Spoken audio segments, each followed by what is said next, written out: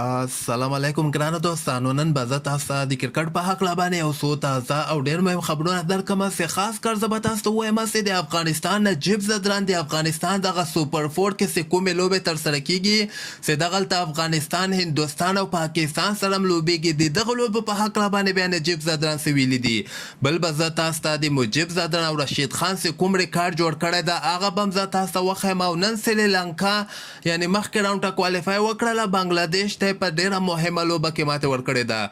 او دې نه علاوه به زه تاسو ته ووایم چې سبا ته د پاکستان او د هانګ کونګ لوبه هم ترسره کیدونکې ده، خو دغلته د پاکستان لپاره خطر هم جوړېدلی سي. ویډیو تر اخره پورې وګورئ، په هر څه به تاسو پوه سئ.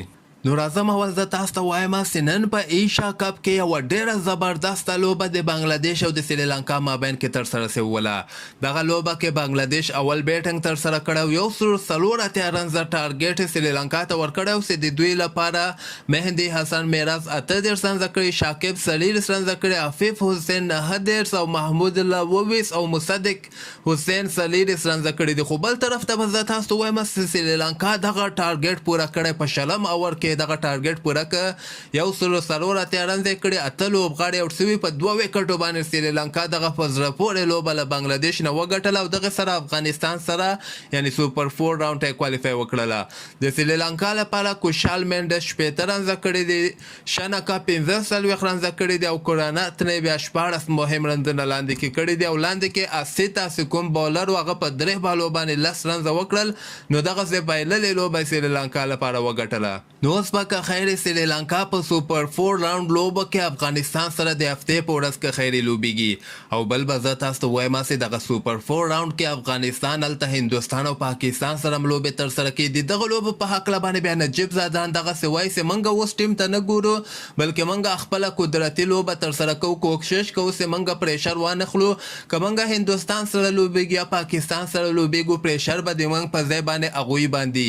نجیب زادان دغه خبره هم کوي چې زه خپله قدرتي لوبه ترسره کوم، زه ټیمونه نه ګورم چې مخامخ کوم بالر د کوم بالر نه ده، زه چې څنګه لوبېږم هر چېرته کوشش کوم چې زه بغیر له پریشر وانخلم او څنګه لوبه چې زه کوم هماغسې ما همدغه کوشش چې زه خپله قدرتي لوبه ترسره کړم.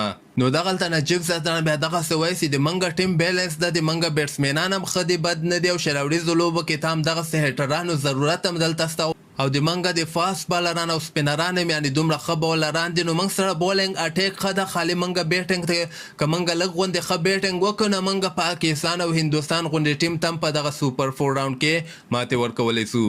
او دې نه علاوه به زه تاسو ته وایم چې د افغانستان رشید خان او مجیب زدران د نړۍ داسې بولران دي چې ډېر کم عمر کې دوی 200 لوبغاړي په انټرنیشنل کرکټ کې آوټ کړي دي.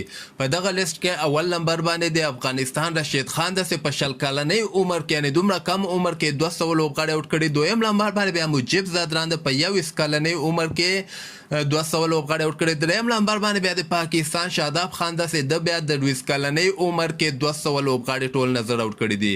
نو دغه هم د افغانستان لپاره یو ډېر غټ ریکارډ رشید خان جوړ کړی ده چې په ټوله نړۍ کې دومره کم عمرۍ کې 200 لوبغاړي آوټول دا هر یو بولر نسي کولی. او دې نه علاوه به زه تاسو ته وایم چې سبا ته په ایشیا کپ کې د افغانستان او د هانګ کونګ یوه ډېره مهمه لوبه ترسره کیدونکې ده.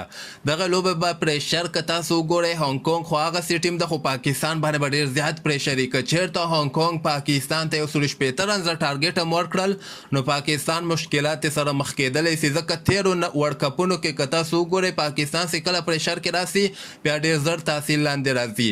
خو بل طرف ته دغسې خبرونه هم راځي چې دغه د پاکستان نسیم شاه او حارث رؤف چې کوم ده کېدی سي وایي دغوی دواړو ته ارام ورکړي او محمد حسنین او حسن علي ته به په دغه سبانۍ لوبه کې موقع ورکول کېږي. نو سبا که چېرته هانګ کونګ وګټله نو هانګ کونګ به سوپر فور ته ځي او که چېرته پاکستان وګټله نو پاکستان، افغانستان، هندوستان او سریلانکا دغه څلور ټیمونه به که خیري سوپر فور ته وځي.